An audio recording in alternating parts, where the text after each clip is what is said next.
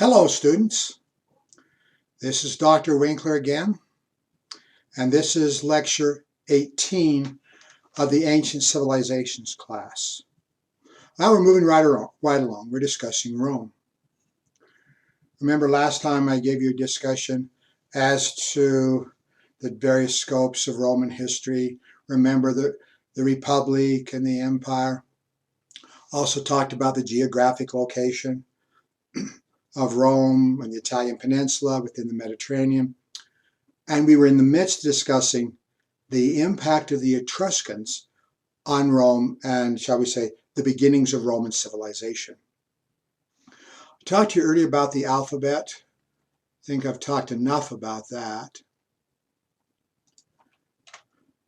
Let's talk about how the Etruscans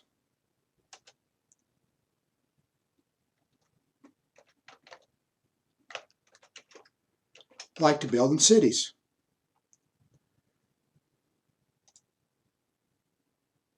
You can see there's about a dozen cities here.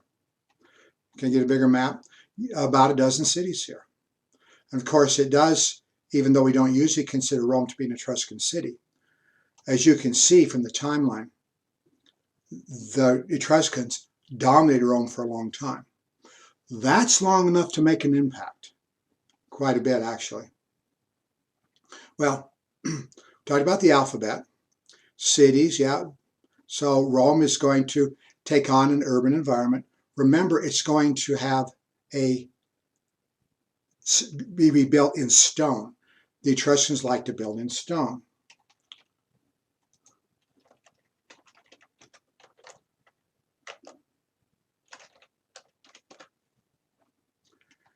Etruscans build in, they have a lot of frescoes, what I'm trying to say, on the walls of their tombs. We do get an idea from taking a look at some of these as to the nature of social interaction, how people interact. Here we have a dinner. We're having a large dinner here. And you can see there are servants. And of course, there are people reclining and eating. It's fascinating when you have pottery. It's fascinating when you have frescoes, tomb paintings, to give you an idea as to, shall we say, snapshots into people's lives.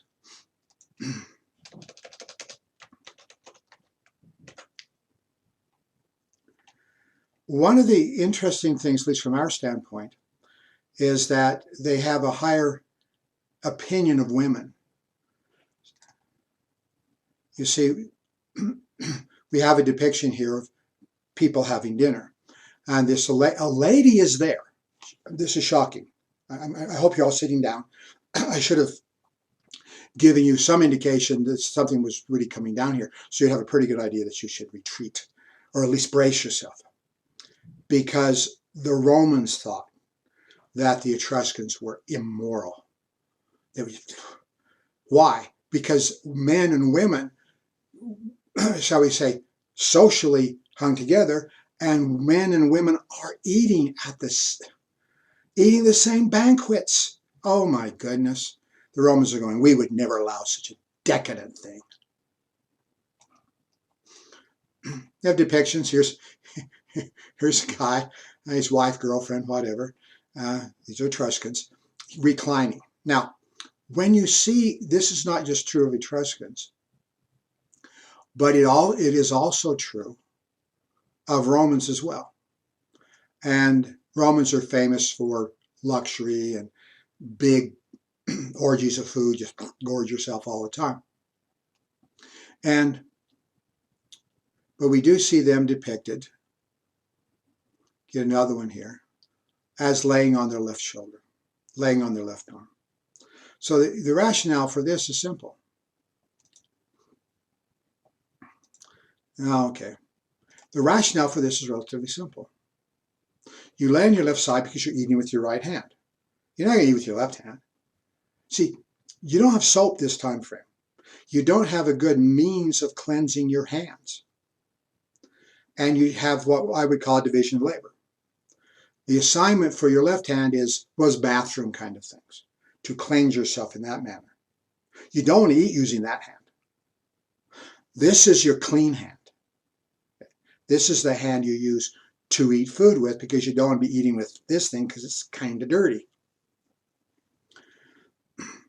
We have a holdover to this even to this day. When you meet people, how do you greet them? Hi, hello. I know you got to be cool, the high five, or whatever's in style right now. But traditionally, you shake hands. In a formal setting, you meet somebody and you reach out with your hand and you shake hands. You reach out with which hand? You reach out with your right hand. Now, we have soap, so we don't worry about which hand is clean and which is not clean. But you never reach out with your left hand, even today. You reach out with your right hand. Going back to antiquity, your right hand is your clean hand. These immoral Etruscans, I don't know. See, it's very disturbing as far as the Romans are concerned.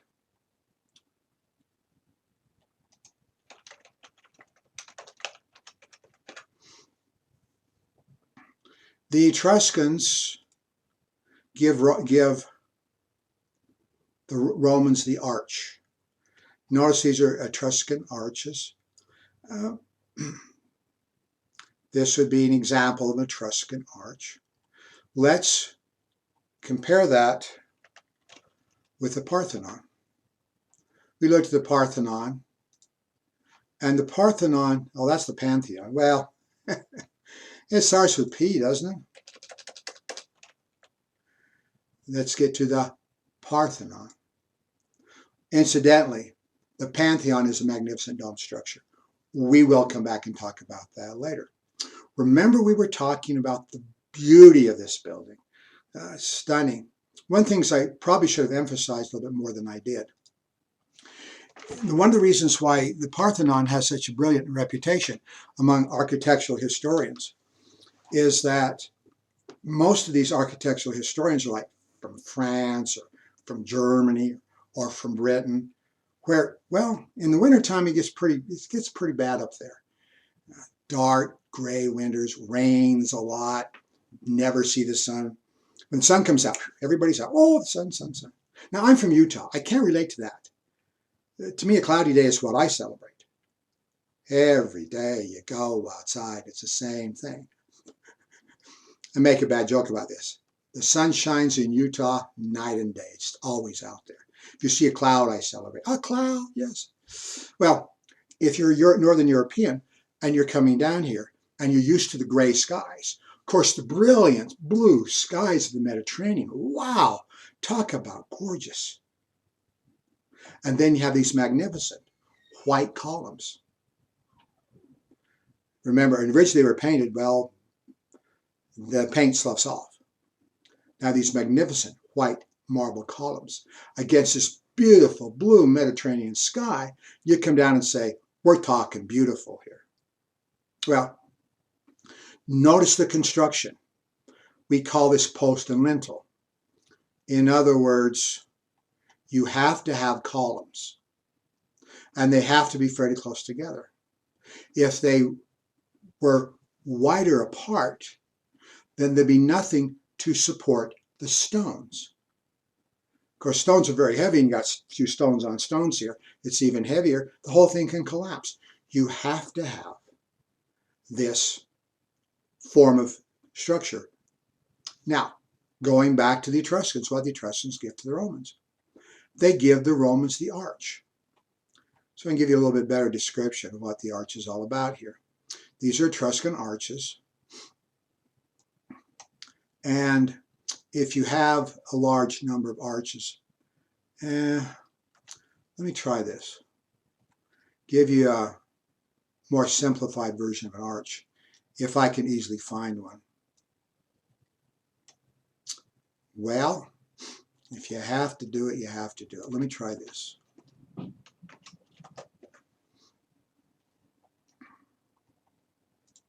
If you have an arch, oh, here we go. Is that in St. Louis? The gateway to the west kind of thing? Well, here's an arch. For the lack of a better one, how about this one? This is even I like to have things simple, then it's a little less confusing. To have an arch, you have to have stones going over in this direction. Now, the weight of the stones over here are taken into the column, and the weight goes into the ground. However, as you go up, if you're talking simply about gravity, now the gravity is pulling directly in this direction. To complete the arch and make it stable, you have to have up here what we call the keystone. That's the highest stone on the arch. And when you have weight on that, the weight comes down. Rather than going straight into the ground, the weight is transferred over to these other stones that now goes over and goes into the ground. With this kind of construction, you can have much higher buildings with much less masonry. We'll have much wider space. When we talk about Roman architecture, one of their most magnificent accomplishments is the mastery of the arch. They're awfully good at it. Well, we go back to the arch right here, the Etruscan arch. We see it on a gate going through here. This is really quite sturdy. But if you just simply have an arch and an arch and an arch, you have a vault. It goes on down. The Romans are very good at this as well. If you have an arch coming around like that, you have a dome. Maybe I shouldn't have got rid of the, well, I shouldn't have got rid of the Pantheon so fast. Remember, we will discuss this magnificent building later on, but at least let me give you the introduction as to what you can do using the arch. The interior, if you can see the people down here or not, this is a big building. All this is the arch on arch on arch, just makes the dome. The Romans are extremely good at the dome. The Pantheon is often viewed as one of the greatest dome structures in the ancient world. I think that's really without question. However, perhaps the most magnificent dome is Byzantine. That's early Middle Ages. In the 6th century, that's the 500s, where the Hagia Sophia was built in Constantinople. We now call the city Istanbul. And it is another, shall we say, elevation of the use of the arch. But my point is this: the Etruscans are making a very, very strong impact on Roman civilization. Well, the Romans throw out the Etruscans in 509 BC.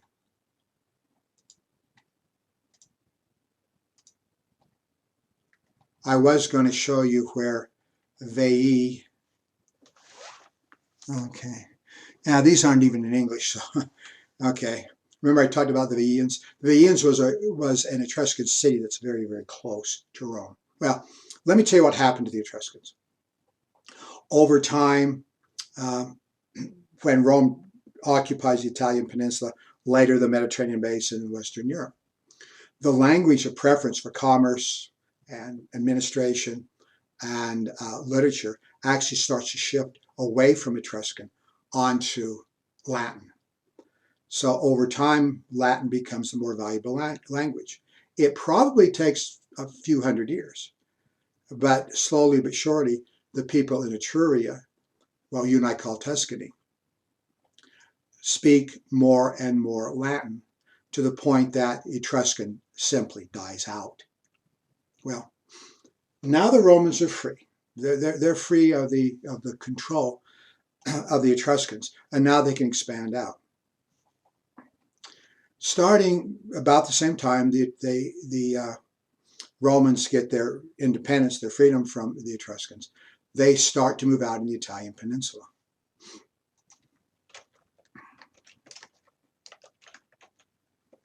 Take a look at ancient Italy. I'd like to show you largely a map which shows you the ethnicity. And I'm not seeing anything that's terribly helpful here. This works a little bit. You notice the Greeks are down here. Later, and we'll talk about the Carthaginians are going to control this. The Greeks are down here, and we have the Etruscans largely up here.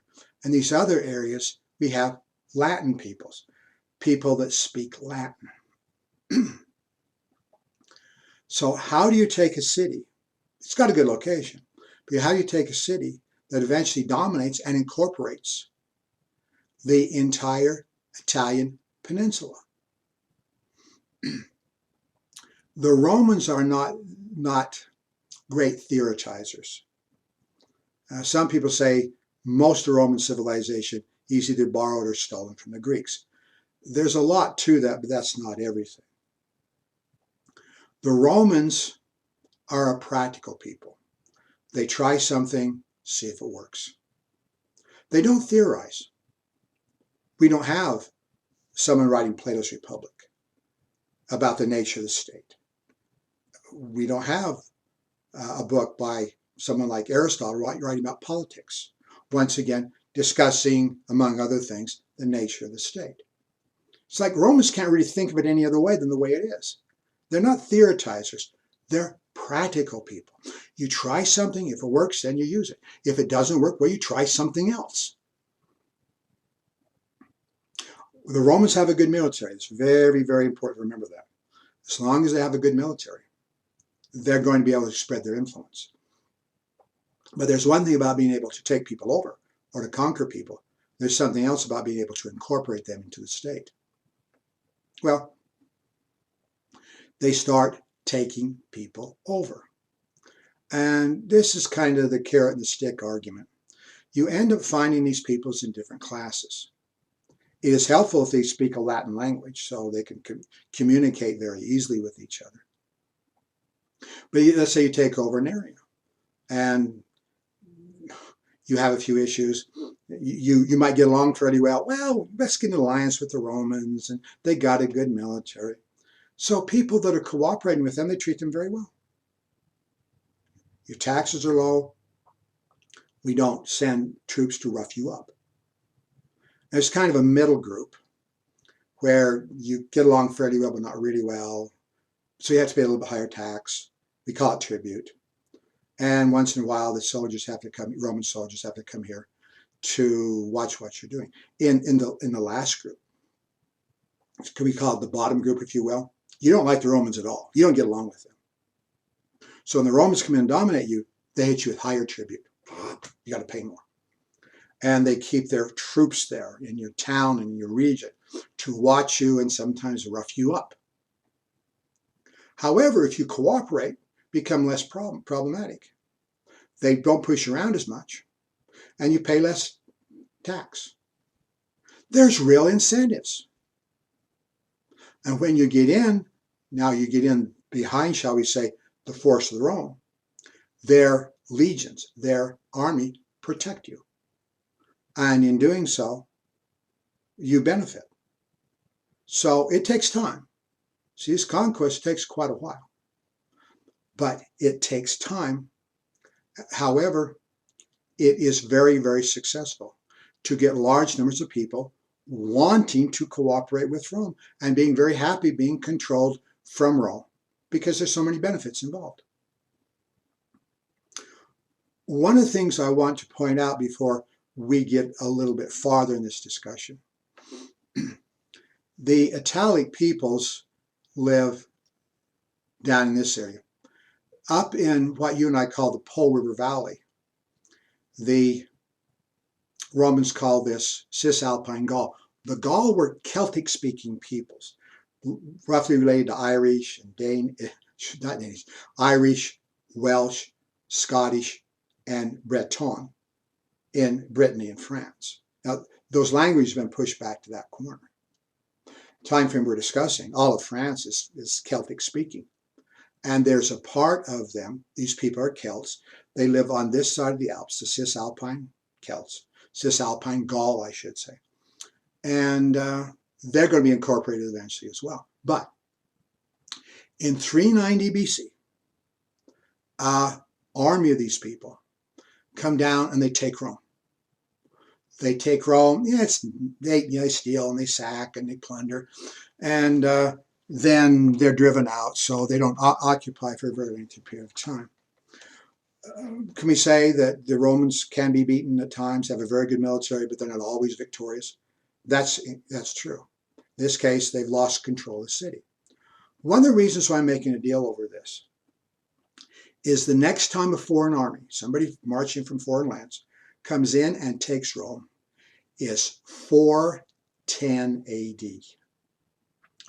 Almost 800 years without Rome being taken by anybody else. Talk about a stunning accomplishment.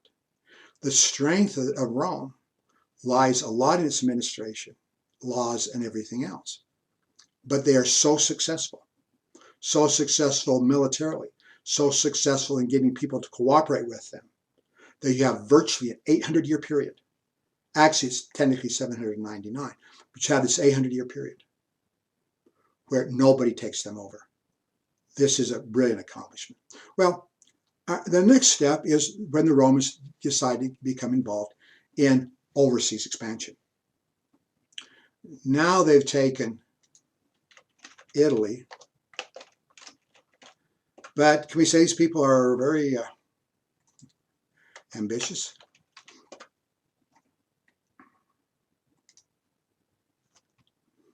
Oh, what's a good map? Maybe that one will serve for our purposes. They take the Italian peninsula. Well, as a peninsula, you know, of course, they know what's around the seas over here. And would there not be some advantage if they controlled these areas as well? There's a lot of wealth involved, a lot of commerce, a lot of trade. The Romans just don't stop after they take the Italian peninsula. Let's think in broader terms.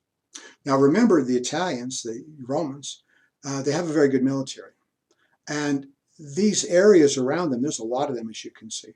There's a tendency for some of the local peoples not to get along very well.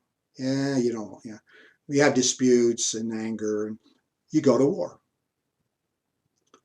And if you're being picked on by somebody, if you're winning, well, that's pretty good.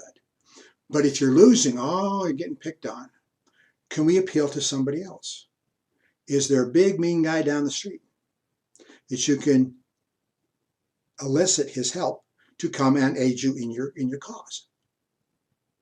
So we do see this happens often enough that I begin to wonder, maybe the Romans are setting this up. Nonetheless, you invite the Romans to come and help you. We'll have an alliance. And the Romans come in. Good example of this is Gaul, 1st century BC. Gaul, you know, is modern France. When there's wars going on between the Gallic peoples up here, and the Romans are invited in to help out one side. Now, usually this is a very good strategy because the Romans are very good. You invite the Romans to come in and alliance with you and your people. You are very often victorious. You beat your enemies.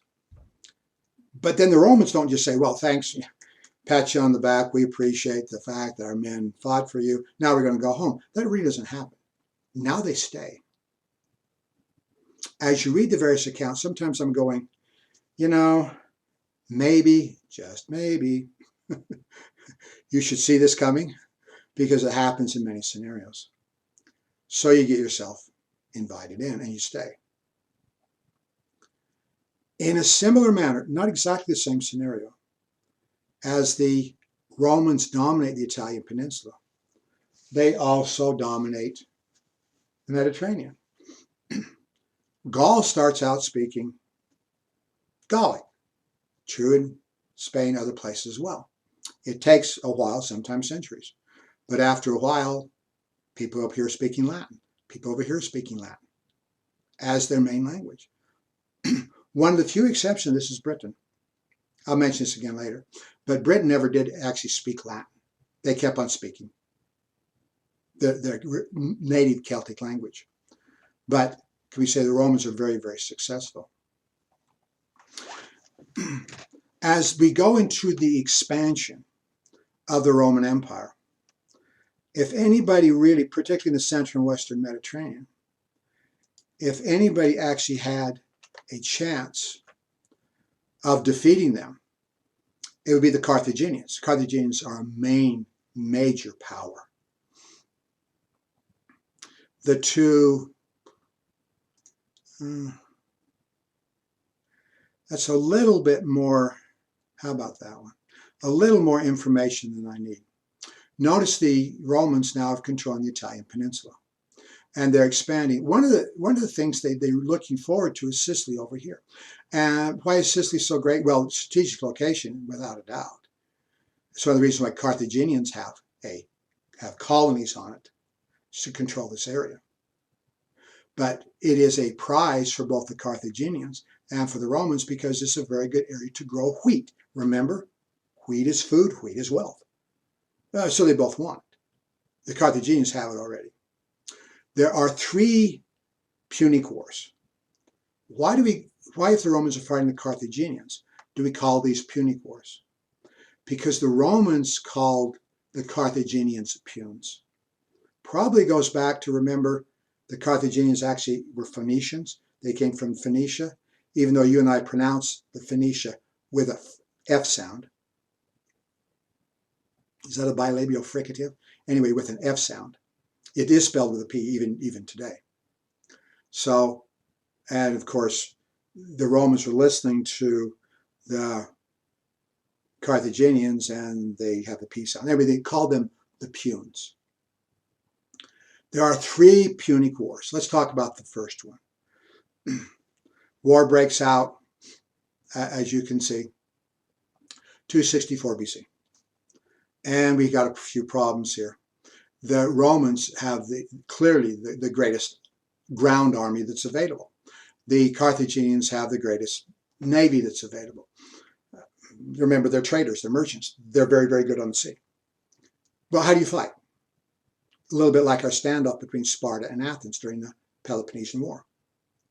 Well, it's not terribly decisive until this happens. A Carthaginian ship ran aground on the coast of Italy. We had a Carthaginian ship up here.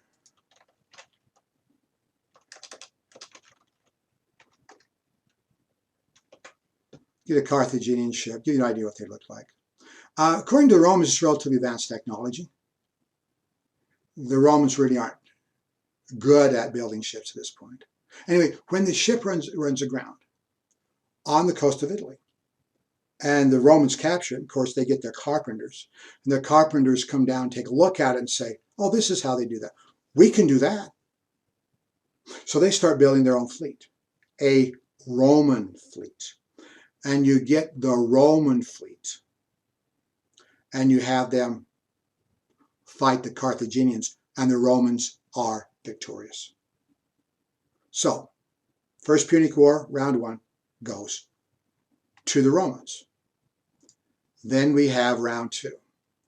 Of course, the Romans get Sicily out of this. So the Carthaginians, under Hannibal, they decide to pull an end run. In fact, what they decide to do, Hannibal goes over here, gets an army, raises an army, expand their colonies, takes this army, goes over here, goes up the Rhone River, and crosses the Alps. He comes down. We hear about Hannibal and the elephants. It's not like it's untrue. But they start out with like 40 elephants. They end up with like maybe 1. So it's not like the Romans are being scattered by elephants. That's not really the case. In any event, they come down here. They meet a couple of Roman armies. Hannibal's very good. He defeats them. In a brilliant battle outside of Rome, he defeats them again. Now, he doesn't take Rome. The city's got walls. It's well defended. He doesn't really have siege machinery. So rather than taking Rome, which he probably couldn't have done anyway, he occupies virtually all of southern Italy down in this area. And he's there for what, about 13 years. He plays the high-minded administrator. He plays the high-minded conqueror. He tries to act moral and get these people on his side.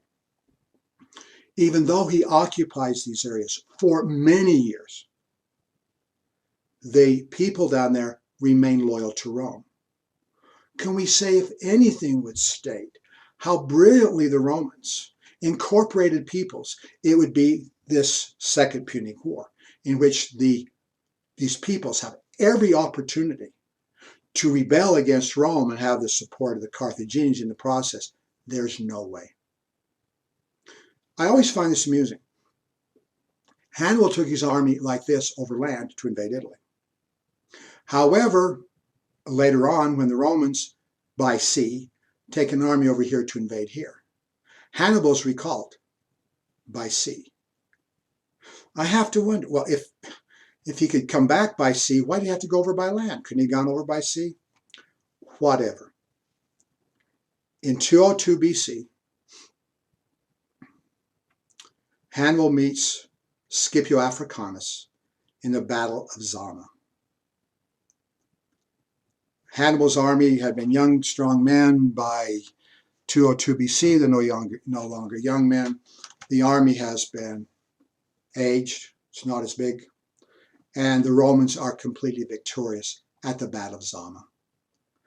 The Second Punic War is the deciding war. Well, then what happens? The Romans actually allow the Carthaginians to exist. They take away all their colonies. In other words, he's able to hold a little area right here around Carthage. That's all they've got. They have to pay heavy tribute to the Romans. It's going to keep them impoverished for a while. They can't really have an army. They're not supposed to get in any alliances with any other people that could possibly threaten Rome.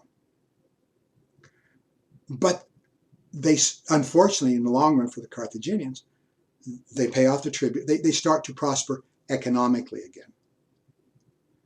Then by 149 BC,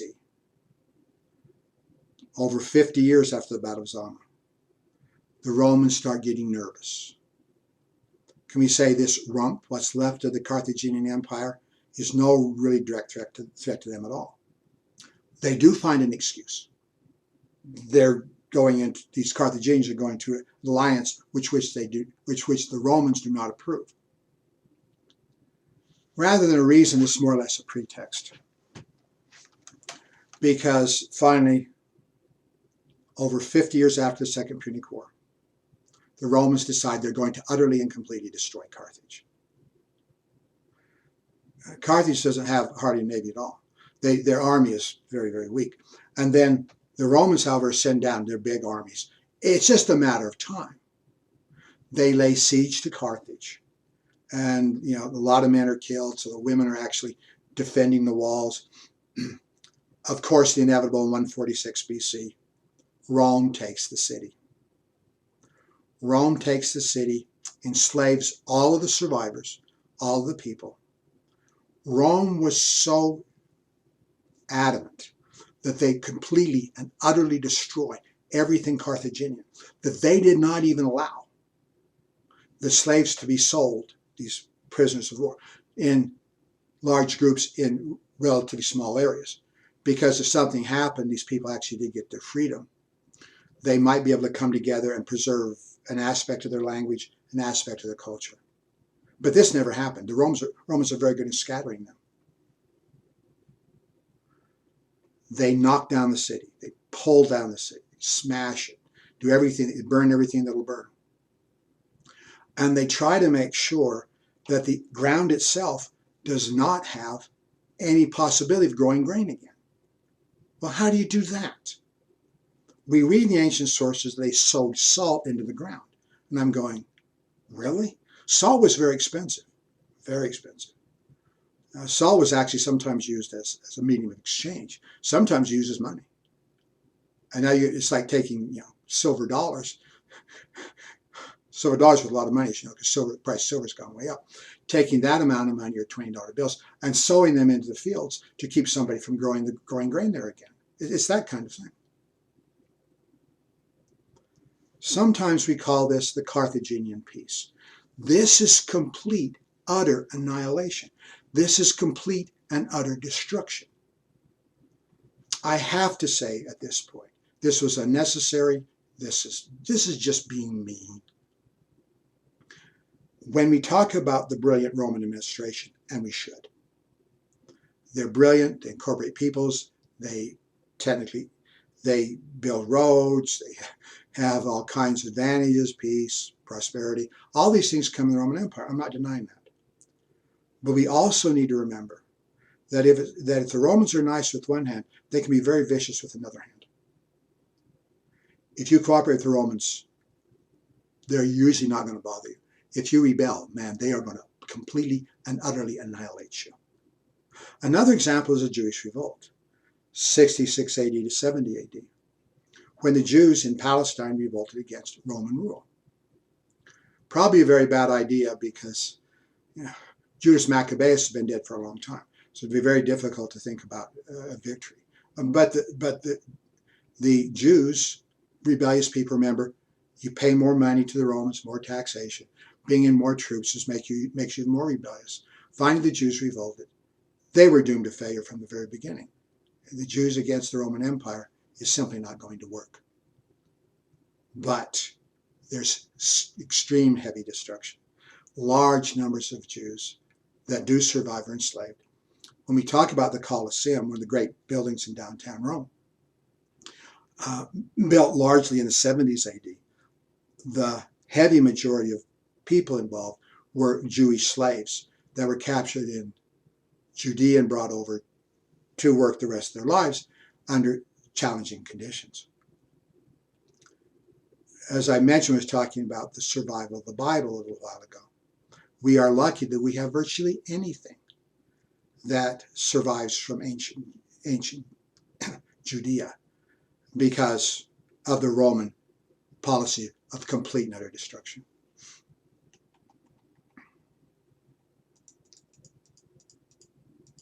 Let's talk a little about slavery. I already mentioned that Jews were used to build the Colosseum in downtown Rome, largely in the 70s AD. Well, what is the nature of labor in Rome? What is the nature of slavery?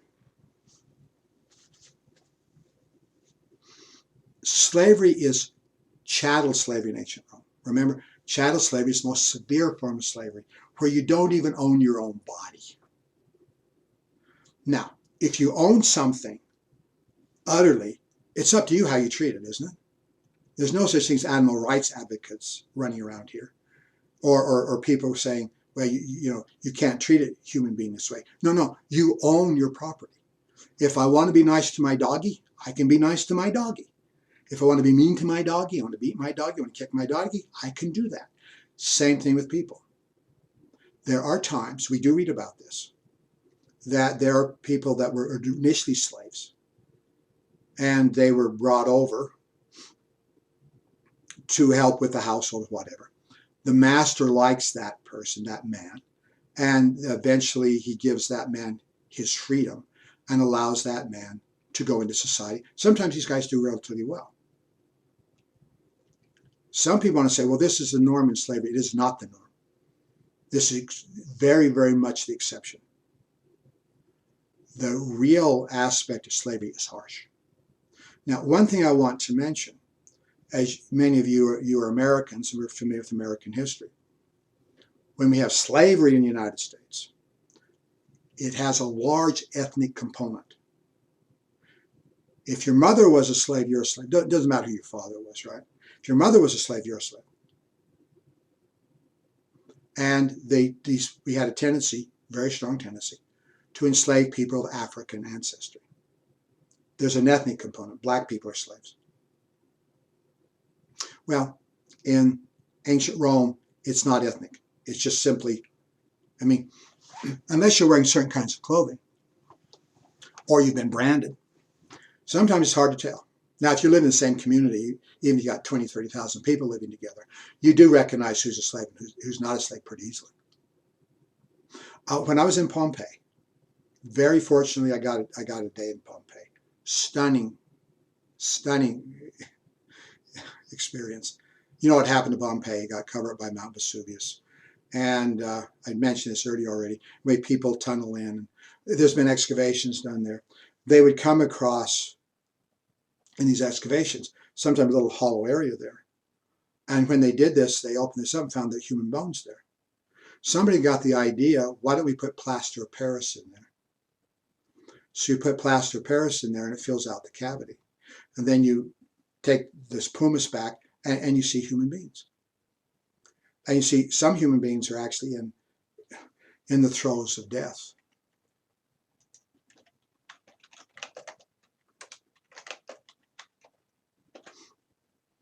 I'm sure you've seen all of these. This one more spectacular views. This man apparently died. He was in the throes of trying to get up, and he died in that position. Anyway, I saw some of these down in when I was in Pompeii, one of which was a man in a case.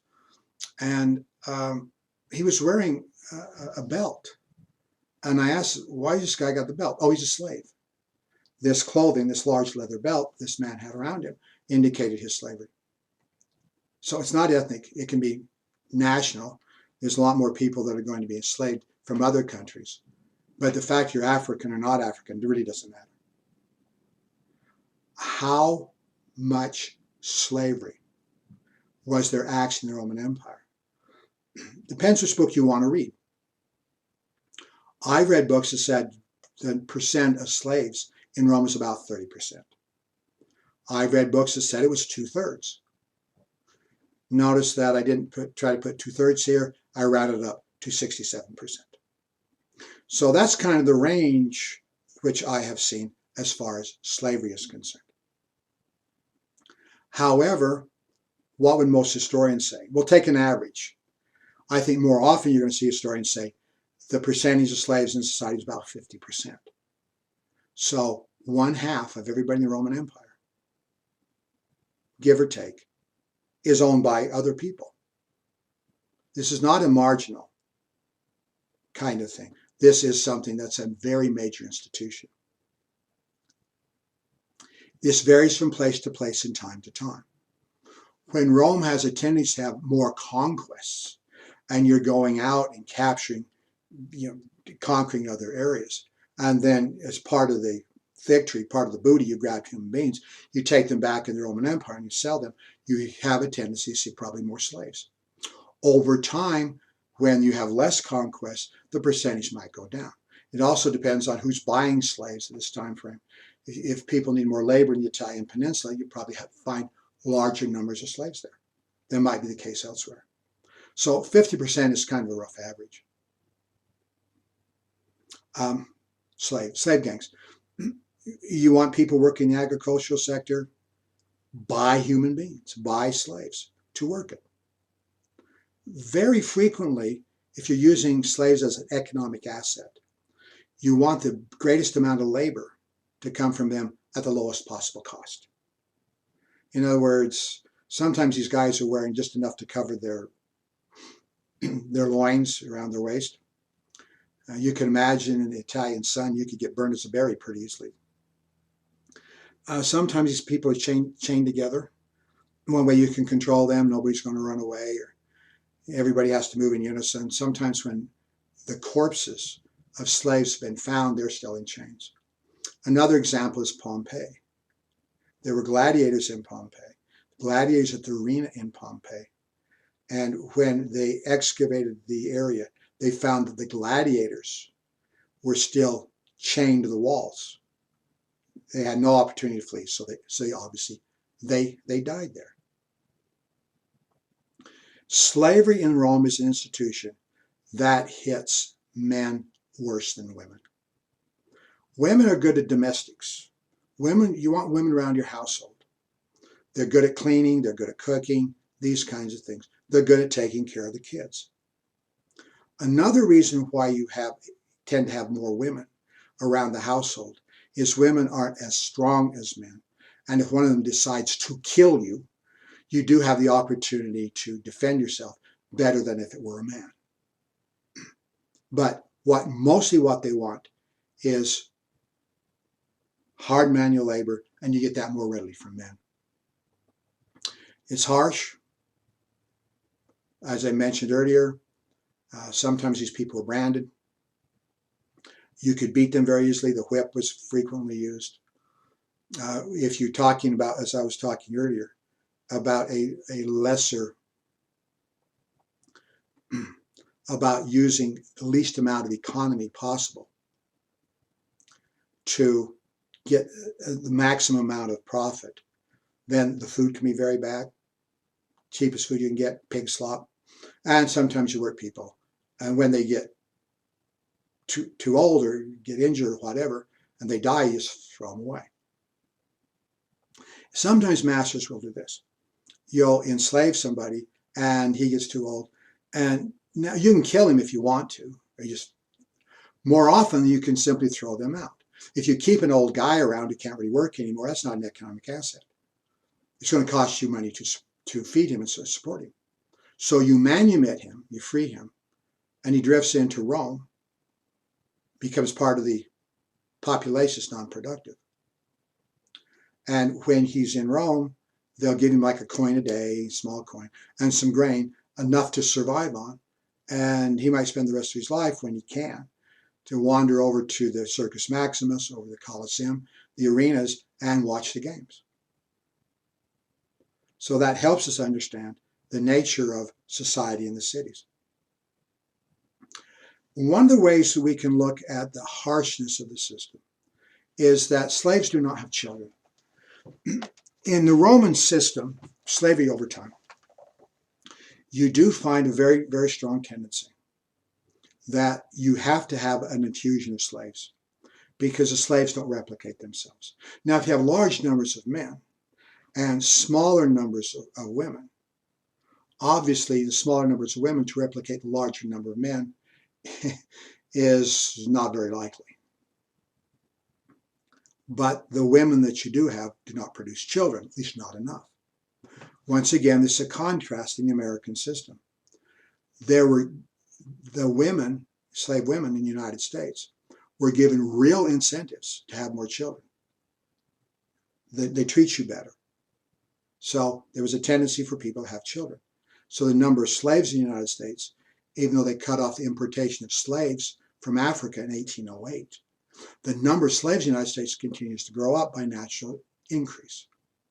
However, slaves in the ancient empire, ancient Rome, they tend to lose numbers. So unless you have an infusion of slaves, your labor force is actually going to go down.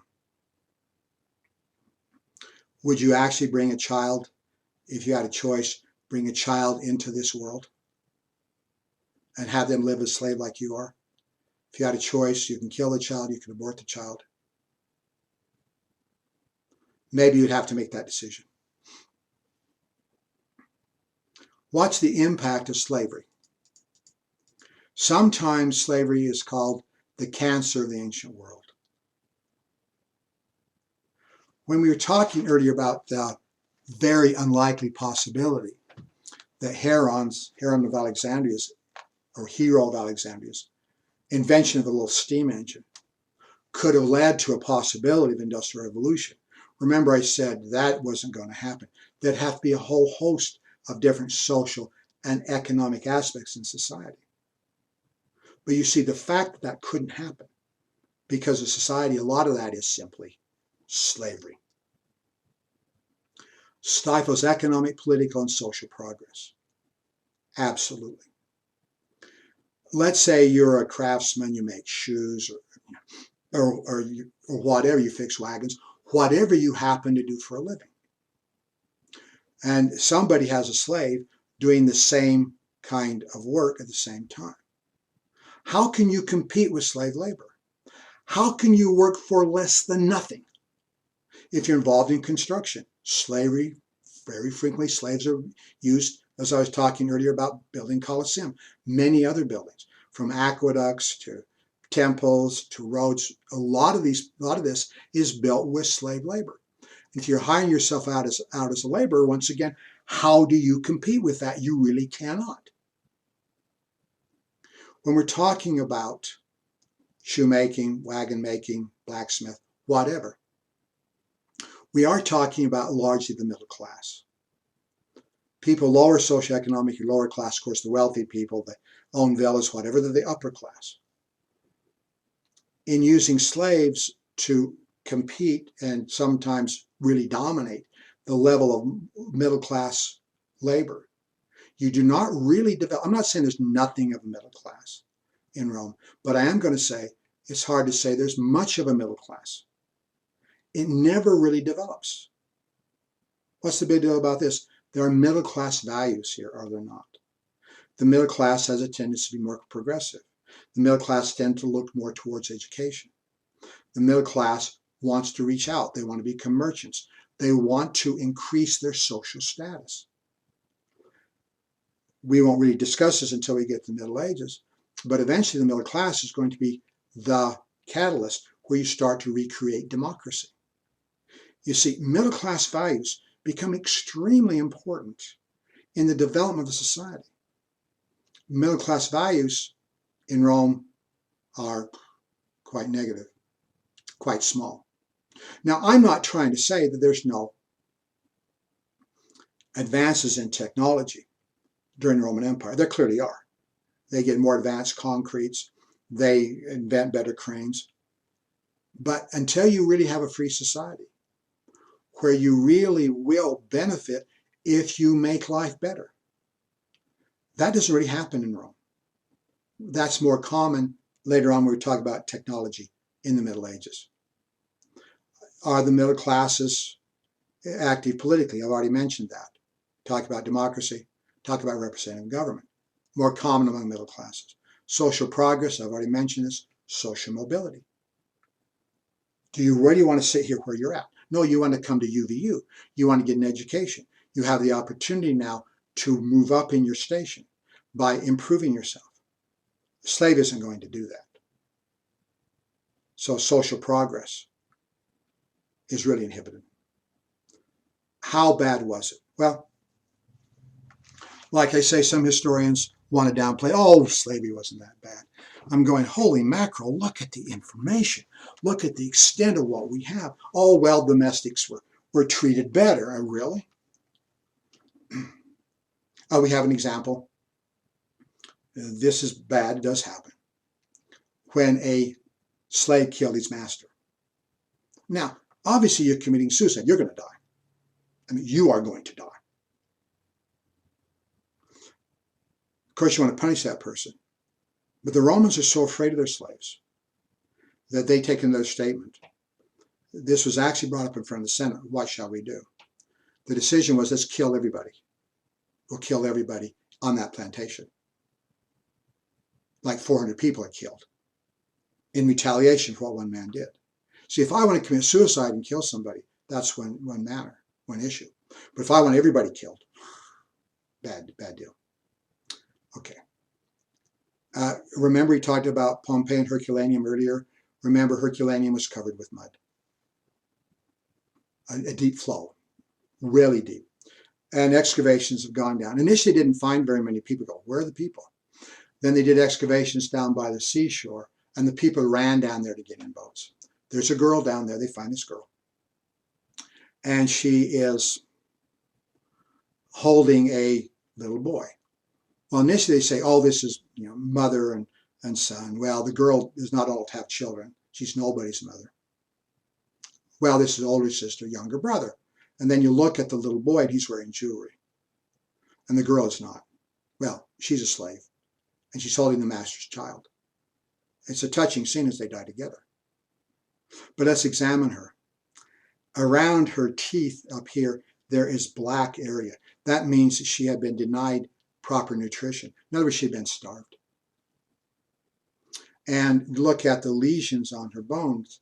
She had been forced to do manual labor where her arms were not really strong enough for the kind of labor being demanded on her. So there are lesions on the bone. You see, this is a domestic servant. She was starved. She was overworked. Remember, we're just talking about bones.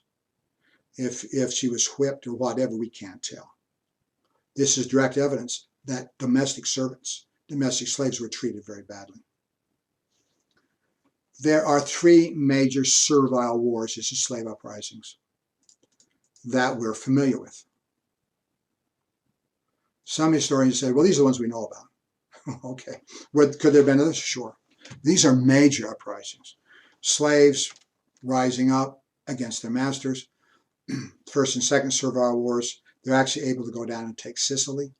They control it for a little while. Of course, the Roman legions, my golly, they're going to go down there and they eradicate them. They're extremely harsh in their suppression in the first and second servile wars. The third servile war, we tend to hear more about because Spartacus was involved. Was it Howard Fast wrote the novel Spartacus? There's been, it was in 1960, a movie version was made of this. Very good movie, worth seeing. There's been other iterations. It's been depicted in other categories. So this is a good story because the popular media have got a hold of it. You and I are more familiar with it.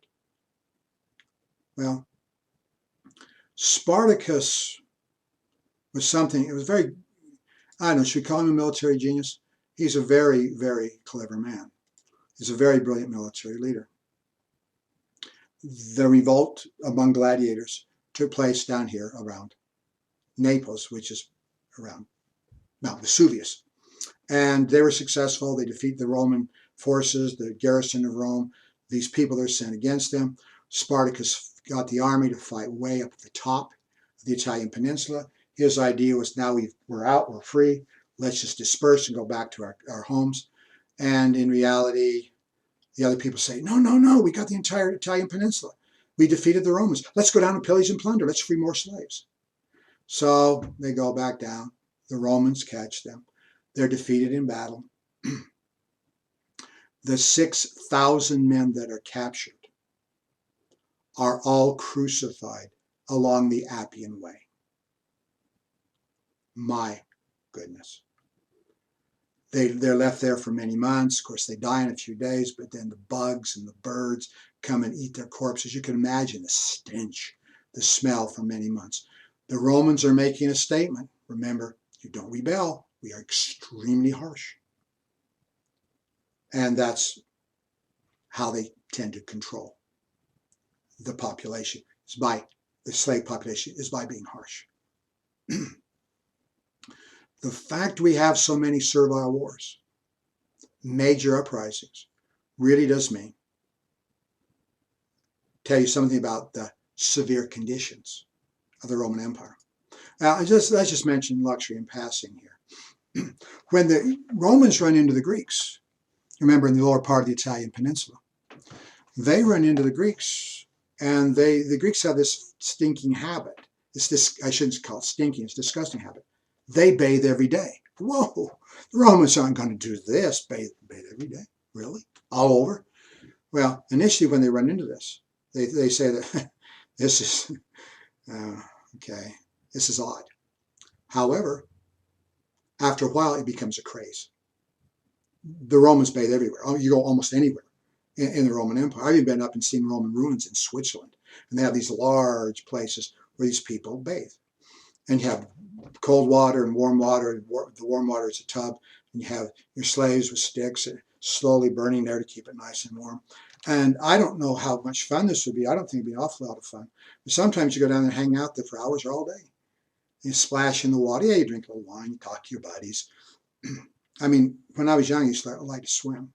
I swam until I was quite old, actually, until my back started giving me too much grief. But getting in and out of the pool is okay, but splashing around all day, that was not my idea of a good time. If you're a young man, you go there to meet old men. These guys can promote you, and they can give you a good word in the right places to move up in your ambitions. So it's not just a place where you splash around. It is a place for social gathering. It is a place for people to get the kind of social context they need to be important. Gymnasia, once again, taking a clue from the Greeks. Young men like to work out. They run races, they throw stones, and they're in the buff, not a stitch on them. So that's how you work out, you get in good shape. So it's a little bit like our gyms. They work out, we work out there, they work out there as well.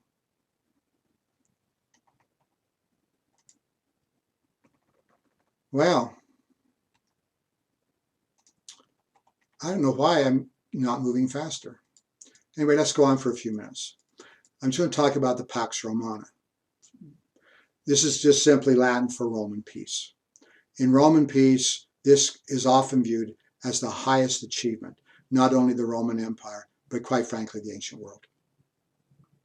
The Romans have taken a lot of Greek civilization. They copy it and they expand it to a certain extent. But as far as administration, as far as peace, as far as being able to develop without a lot of external and internal problems, the Pax Romana is the era in Roman history where you find more accomplishments taking place. Peace is a very, very good motivator as far as cultural progress is concerned. We usually say this starts with Augustus. Remember, at the Battle of Actium, 31 BC, he's victorious over Marcus Aurelius, and now he establishes peace. So it usually starts with his rule in 31 BC. Well, Augustus, can we say, kind of sets the tone for what's happening. He sends out colonies. Remember, there were these peoples hanging around Rome, sucking off the system. He sends out colonies to places like Gaul.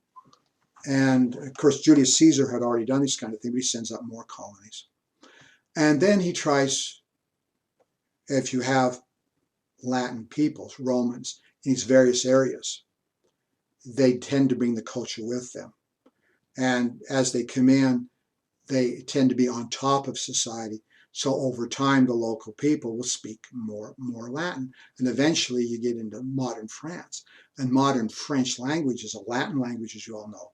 It's about 20 words actually come from the old Celtic. Literally a cultural success. How big should the Roman Empire be? Can we get back here? Let's see. Not quite helpful. Don't I have a map of Rome? Map of Rome. How about the empire? What's misleading about this map is that it does have Dacia over here, which is on the other side of the Danube. Anyway, what had happened here? Rome has expanded considerably. This occupying the entire Mediterranean basin. They also have, by this time frame, they have Western Europe as well, Gaul, France, and Britain. Well, how about the idea of moving deeper into what you and I would call Germany, Germania, go from the Rhine River over to the Elbe, which is right here. In attempting to do this, they're defeated at the Battle of Teutoburger Forest.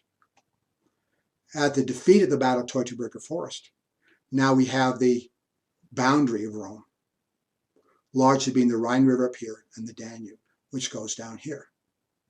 Dacia was added a couple of centuries later. This becomes the limit of the Roman Empire. Now, this defeat at Teutoburger Forest is embarrassing. We lose like 3 legions. But in reality, how much more could Rome possibly accomplish? If you take the Elbe, what's next? The Oder? How about the Vistula? And going to Russia, the Dniester, the Dnieper, the Don, the Volga. Sooner or later, you have to meet. You have to realize Rome can only expand so much. So this defeat might have actually done Rome a favor. And this becomes the boundary, largely the boundary, between Rome and those which are non-Roman. The Germanic tribes are going to show up here in short order, and they're going to be all along this area. We'll talk more about that when we talk about the decline and fall of Rome. Well, there's one thing that I want to bring out essentially for your consideration. And why does Rome go into decline? Let's talk a little bit about lead poisoning. This is just a theory. I'm not saying this is a fact. And as I go along, I'll explain to you why I find this a little more intriguing than maybe some others would. Lead poisoning. There is real reason to believe there's a large amount of lead in the bodies of the ancient Romans. One of which is they have plumbing made out of lead. The Latin word for lead is plumbus.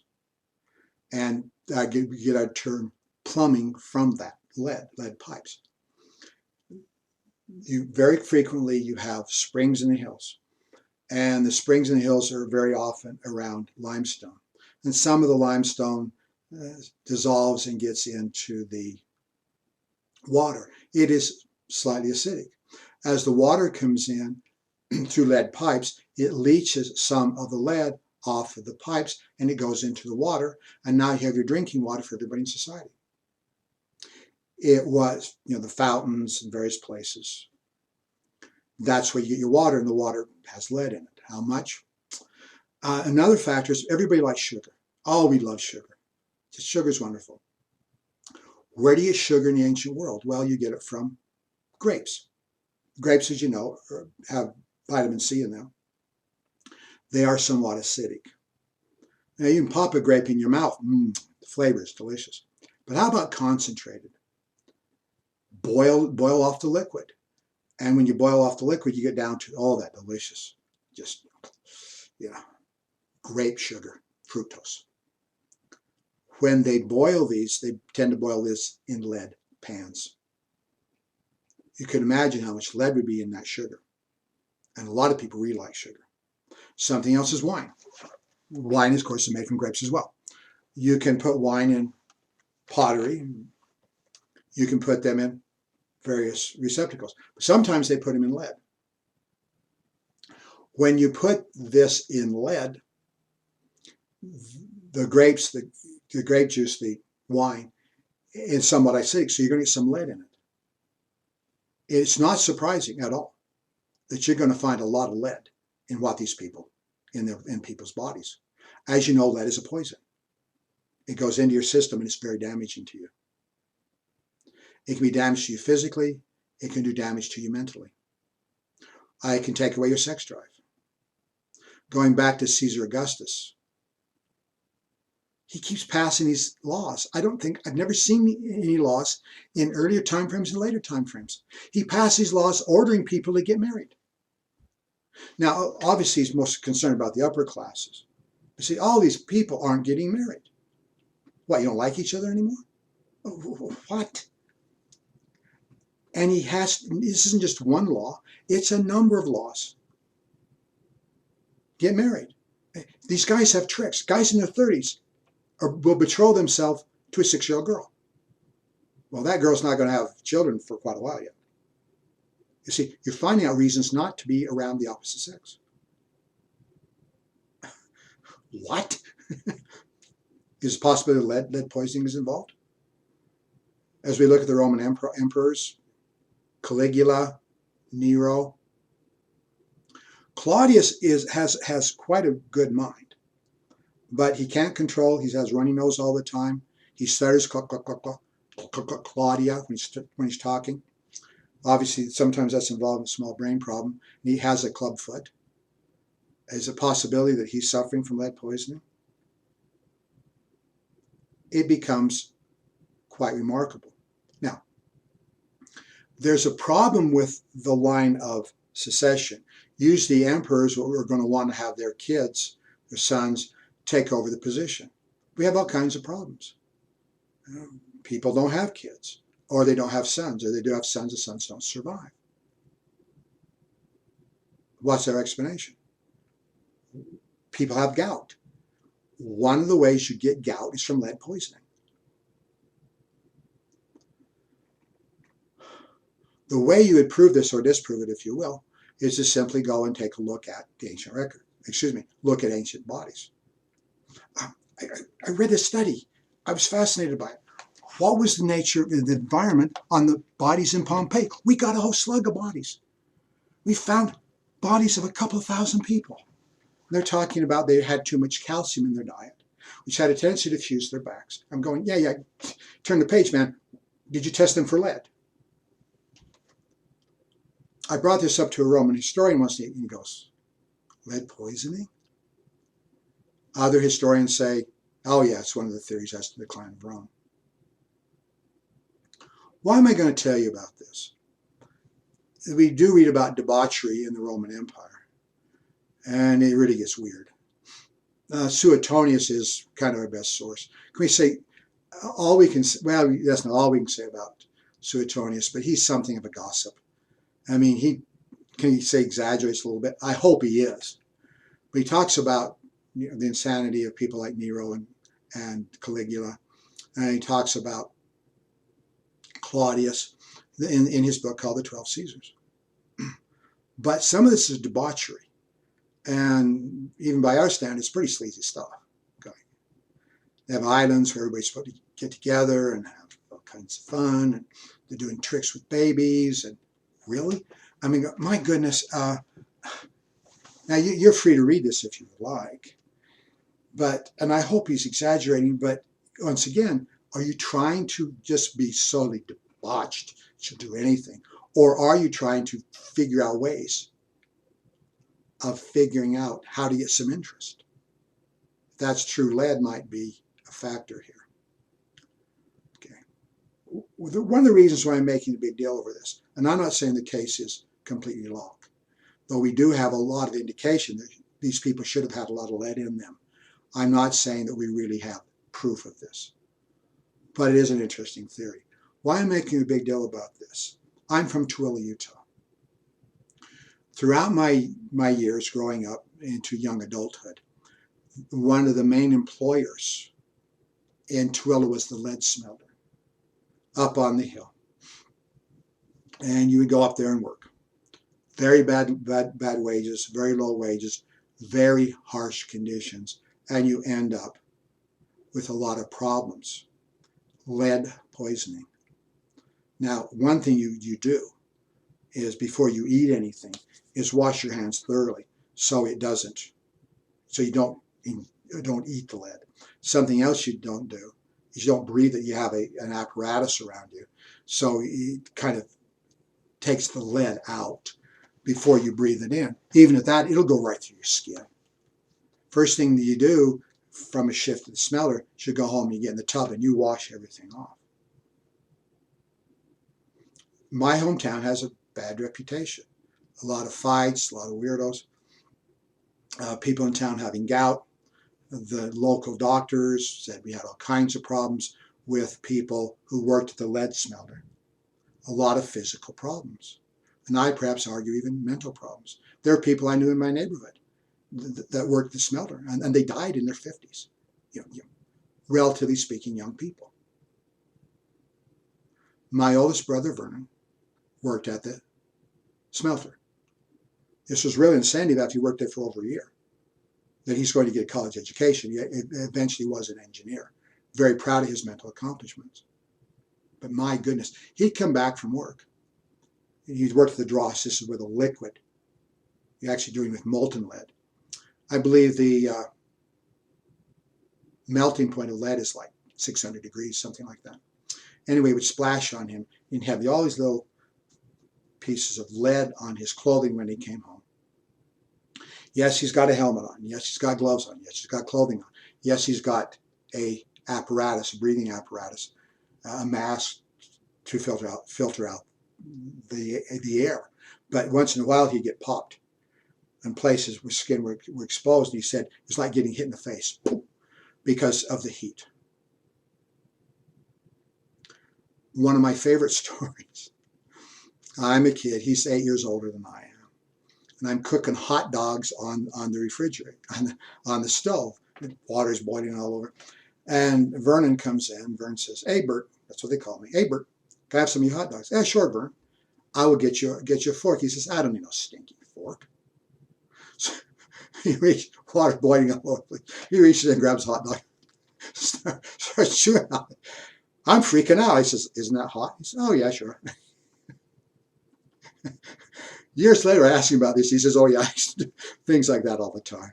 It took me decades to realize that it's not just that he had been exposed to heat so much he got used to it. But in reality, he's got calluses on his hands, which could make a big difference. However, he's had a lot of trouble with gout. At one point, he told me, until he got proper medications, gout took 10 years out of his life.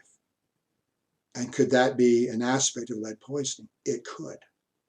So at least within my own personal purview, I've seen that lead can do pretty damaging things. And it's possible this happened in the Roman Empire as well. Well, we need to continue discussing the Roman Empire, which I'll have to do next time, be talking about border defenses. In the meantime, you're good folks. Thank you for sticking with me. I appreciate you, and we'll be speaking to you again later. Enjoy.